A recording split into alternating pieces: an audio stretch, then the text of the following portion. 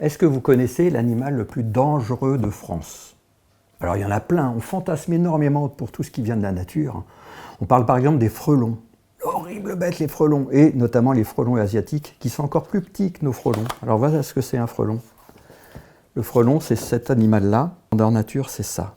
Il y a très très peu de problèmes avec les frelons. Ils ne sont pas agressifs, évidemment. Il ne faut pas s'approcher des nids et il ne faut pas les toucher. Enfin, en dehors de ça, moi j'ai les photographies, je n'ai pas de problème avec les frelons. Ni avec les abeilles, ni avec les araignées aussi. Les araignées, ça ne pique pas. Ça n'a aucune raison de piquer, ça ne suce pas le sang. Donc attention, pas de panique.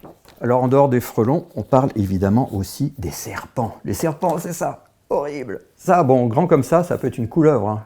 Plus c'est grand, plus c'est inoffensif, c'est une couleuvre. Le seul qui pourrait être dangereux, c'est la vipère. Mais pareil, je passe un moment fou à essayer de photographier des vipères. Et évidemment, elle glisse dans l'autre sens. C'est un animal très timide. Et si vous ne l'embêtez pas au nid, si vous ne cherchez pas à l'acculer dans un piège, il n'y a pas de problème non plus avec les vipères. Pas de fantasme. Alors après, il y a des bêtes plus grosses, évidemment. Bon, alors il y a tous nos gros animaux. Il y a le loup, évidemment, le loup.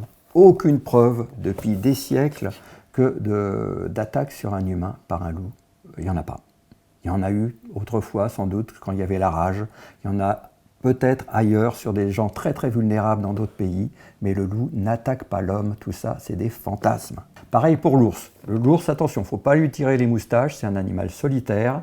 Quand il attaque, il ne prévient pas, mais il n'a aucune raison de l'attaquer, encore une fois, si vous ne l'embêtez pas. Les seuls problèmes qu'il y a eu avec des ours en France, ça a été avec des chasseurs. Tous les ours, Melba, Claude, Cannelle, tous ceux qui ont eu des problèmes, ils se sont fait flinguer parce qu'ils avaient rencontré des chasseurs avec leurs chiens. Les promeneurs qui rencontrent un ours, il n'y a pas de souci. Évidemment, il ne faut pas courir dans l'autre sens, il ne faut pas jouer la proie parce que ça peut exciter son instinct de prédateur, mais sinon, il n'y a pas de souci avec les ours, a priori, en France. Pas de fantasme non plus là-dessus. Alors il y a aussi évidemment les requins, le grand requin blanc qui fait si peur. Il n'y en a quasiment plus en Méditerranée, on a très très peu de chances de rencontrer un requin. Et de plus, le requin n'est pas dangereux, il n'attaque pas l'homme comme on le dit. Si les requins aimaient la chair humaine, mais on ne pourrait pas mettre un petit orteil dans l'eau. Donc pas de fantasme avec le requin. Et on a un requin géant aussi, notamment au large de la Bretagne, c'est le requin pèlerin, qui peut aller jusqu'à 12 mètres de long, qui fait 6 tonnes. Le voilà. En fait, c'est un gros poisson. C'est le deuxième plus grand poisson du monde, mais il ne fait que filtrer le plancton. Il n'y a rien à craindre avec lui. Alors, quel est l'animal le plus dangereux de France? C'est pas le frelon, c'est pas la vipère, c'est pas le loup, c'est pas l'ours, c'est pas le requin géant. C'est quoi? C'est la tique, un tout petit animal qui grossit ici, mais c'est ça sa taille. Parce que la tique transmet des maladies aux humains, et notamment la borréliose de Lyme, une maladie redoutable et en expansion.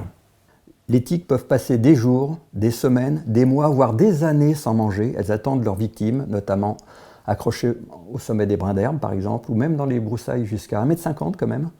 Et quand elle voit sa victime, elle l'attrape, elle la mord, elle lui suce le sang et elle gonfle.